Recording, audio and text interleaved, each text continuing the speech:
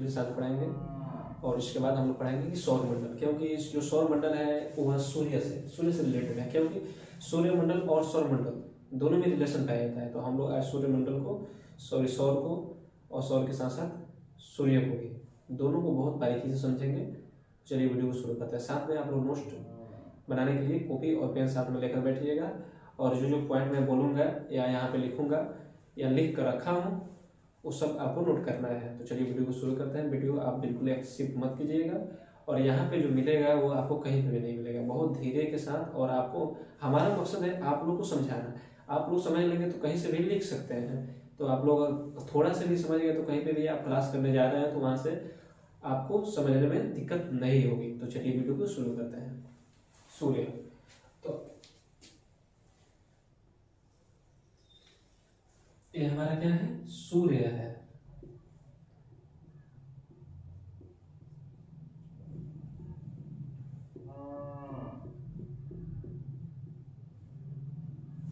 ये हमारा क्या है? सूर्य। सूर्य जो है वह सौर मंडल में एकमात्र ऊर्जा का स्रोत है।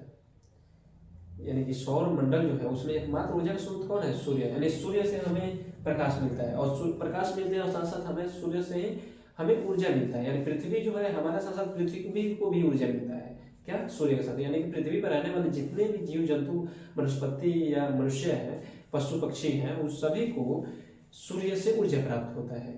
पृथ्वी के साथ साथ हम लोग को सूर्य से ऊर्जा प्राप्त होता है। तो चलिए यहाँ पे देखते हैं। सूर्य जो है, ये सूर्य पृथ्वी से कितना दूर है?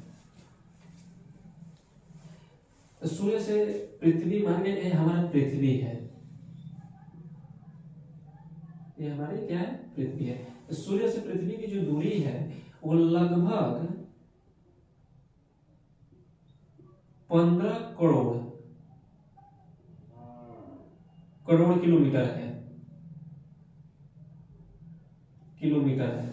सूर्य जो है वो पृथ्वी से 15 करोड़ किलोमीटर दूर है।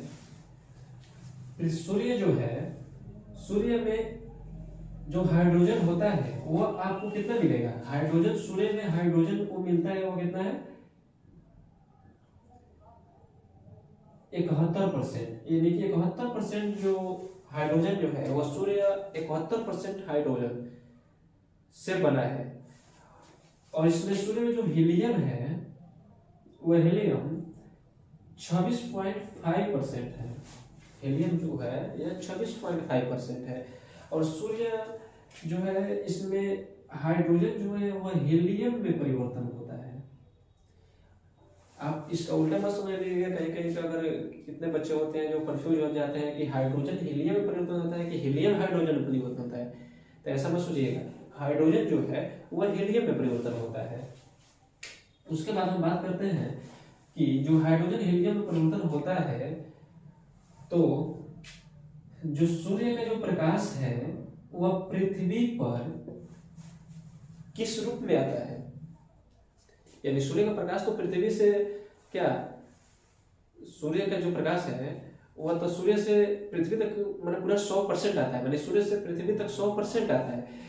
लेकिन यहाँ कितना पहुंचता है इसके बारे में हम उष्मा बजट में बात करेंगे। जब हम उष्मा टॉपिक, बहुत टाइम है अभी, उष्मा टॉपिक जब बात करेंगे तो हम उसमें बात करेंगे कितना % बर्फ ग्रहण कर लेता है, कितना % वायुमंडल के द्वारा अवशोषण कर लेता है, और मात्र कितना % पृथ्वी के पास पहुंचती है, और इसमें से भी पृथ्वी वापस चली जाती है। तो हम उसको उष्मा बजट में पढ़ेंगे। तो हम आज यहाँ पे हैं तो इसका ही बात करेंगे, ठीक है। तो पृथ्वी पर जो सूर्य का जो प्रकाश आता है वह तरल रूप में आता है। अवस्था, तरल अवस्था में आता है। किस अवस्था में? तरल अवस्था में आता है। लेकिन सूर्य से जो प्रकाश आता है वो पृथ्वी तरल अवस्था में आता है, ठीक है। सूर्य के चारों तरफ एक पट्टी होती है, यानी पृथ्वी सूर्य के परत को सूर्य के परत को 3 भागों में बांटते हैं। इसमें चारों तरफ इसका जो फर्स्ट परत है, हम तीनों परत का नाम लिख दे रहे हैं, उसके बाद हम एक एक करके आपको समझाएंगे। तो इसमें जो पहला परत है वह है प्रकाश मंडल।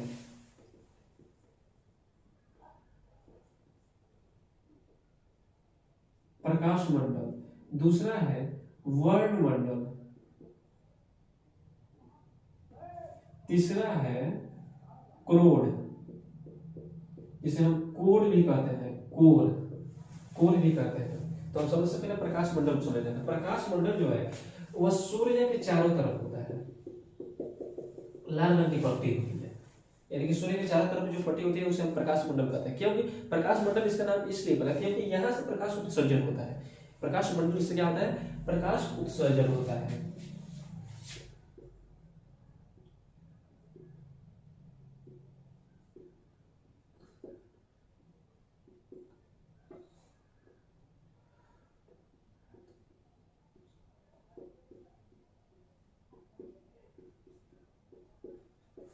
प्रकाश मंडल से क्या होता है? प्रकाश उत्सर्जन होता है। और इसका जो तापमान होता है, प्रकाश मंडल का जो तापमान होता है, ये 6000 डिग्री सेल्सियस होता है। 6000 डिग्री सेल्सियस होता है। 6000 डिग्री सेल्सियस में से 1500 डिग्री जो सेल्सियस है, 1500 डिग्री सेल्सियस है, इतने 6000 डिग्री से लेकर 1500 मतलब 6000 डिग्री है, इसमें से 45 छोड़ दीजिए, 1500 जो कि 1500 डिग्री सेल्सियस है, उतने दूर के स्थान को हम सौर मंडल कहते हैं। सौर मंडल कहते हैं। यानी कि जो प्रकाश मंडल का जो तापमान वह है 6000 डिग्री सेल्सियस, उसमें से 1500 डिग्री जो सेल्सियस है उसको हम सौर मंडल कहते हैं। क्या कहते हैं? सौर मंडल, इसको हम सौर मंडल कहते हैं। उसके बाद हम बात करते हैं कि जो प्रकाश मंडल यहाँ से उत्पन्न होते हैं, मान लीजिए यहाँ से भी प्रकाश निकल रहा है, यहाँ से भी प्रकाश निकल रहा है, सभी जगह से प्रकाश निकल रहा है, ठीक है। तो मान लीजिए यहाँ से कुछ अधिक निकल गया, क्या निकल गया? ये इस स्थान से कुछ अधिक निकल गया, तो ये जो स्थान होता है बहुत लाल हो जाता है, यानी कि रेड हो जाता है। जो हम जब इसको रेड जो स्थान हो जाता है, इसको हम जब धरातल से देखते हैं तो हमें काला दिखाई देता है।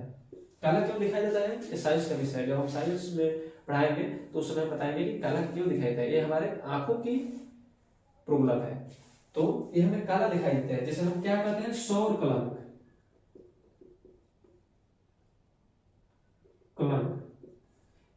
इंग्लिश में इसे कहते हैं सन स्पॉट। सन स्पॉट कहते हैं, काला दिखाई देता है, इसे सन स्पॉट कहते हैं।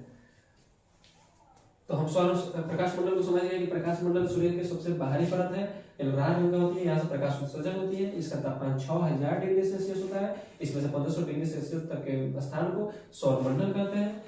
तो और इसे इसका इंग्लिश में नाम जो है, इसे हम जो सौर कलंक होता है इसको हम इंग्लिश में सन स्पॉट कहते हैं। अब हम लोग बात करते हैं किसका? वर्णमंडल।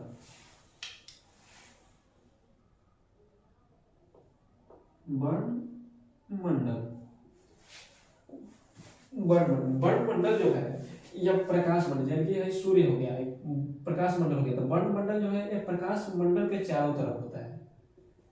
प्रकाश मंडल के चारों तरफ होता है। जब चारों तरफ होता है तो जो प्रकाश मंडल से जब प्रकाश निकलती है, यानी कि यहाँ से जब प्रकाश निकल रही है, तो यहाँ से प्रकाश निकल रही है, वर्णमंडल इसको अवशेषण कर रहा है, और वर्णमंडल जो अवशेषण कर रहा है तो यह लाल रंग का हो जा रहा है। तो लाल रंग होने के कारण इसे हम वर्णमंडल का एक और नाम है, जिसे हम लाल मंडल भी कहते हैं।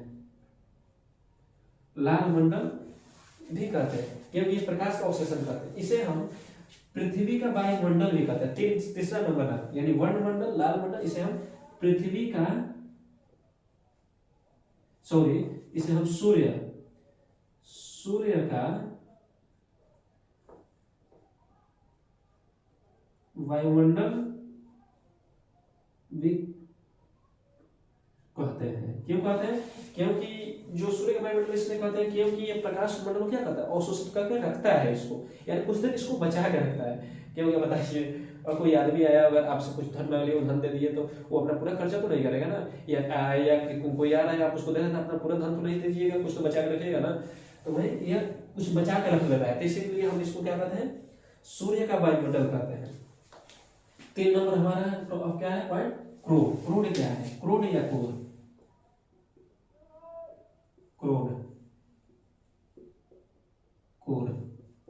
क्रोड या कोर।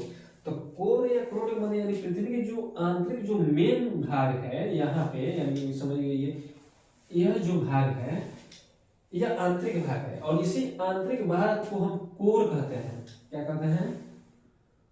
कोर। इसी आंतरिक भाग को हम कोर कहते हैं। पृथ्वी की जो आंतरिक भाग है इसे हम क्या कहते हैं? कोर कहते हैं। कोर कहते हैं, पृथ्वी के आंतरिक भाग को कोर कहते हैं। और इसका जो तापमान होता है, इसका कोर का तापमान जो होता है यह होता है 1.5 गुना 10 के पावर 1.2 गुना सेल्सियस होता है। इतना सेल्सियस होता है। तो आप लोग समझ गए होंगे कि प्रकाश मंडल क्या है, बर्ड मंडल क्या है और कोर क्या है। अगर आप लोग समझ में नहीं आया होगा तो आप इसको स्किप करके वीडियो को पीछे से फिर शुरू करके आप देख सकते हैं। तो चलिए आज के लिए हम इतना है, इसमें और बचा हुआ है अभी इसमें 5 मिनट और लगेगा, तो वीडियो बहुत लंबा हो जाएगा, इसलिए हम इसको रोक रहे हैं यहीं पे। और अगला जो हमारा जो वीडियो आएगा वो इसके आगे का आएगा, उसके बाद हम सौर मंडल, इसके आगे को हम समाप्त करेंगे, उसके बाद हम सौर मंडल को पढ़ेंगे। चलिए video okay, thank you so much, okay bye.